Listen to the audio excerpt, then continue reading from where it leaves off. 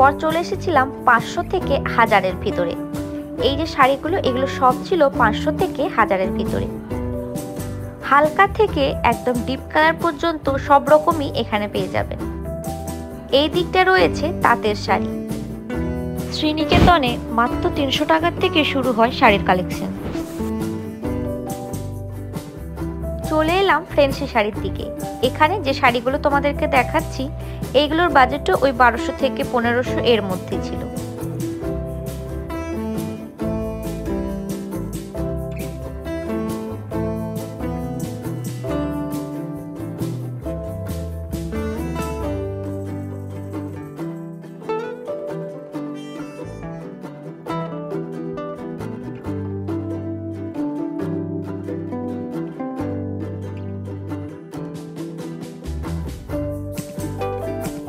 এরপর চলে এসেছি আমরা ফ্যান্সি শাড়ির দিকে, মানে সিল্কের ভিতরে যেসব এখন শাড়িগুলো বেরিয়েছে, যেমন ধরুন ওপেন বর্ডার, জাল কাতান, এই সমস্ত দিকে আমরা চলে এসেছি। আমি প্রথমে ভেবেছিলাম যে মায়ের কাছ থেকে চুড়িদারই নেব, কিন্তু এখানে এসে এত শাড়ি দেখে অবশেষে আমিও ঠিক করলাম যে আমিও একটা শাড়ি নেব।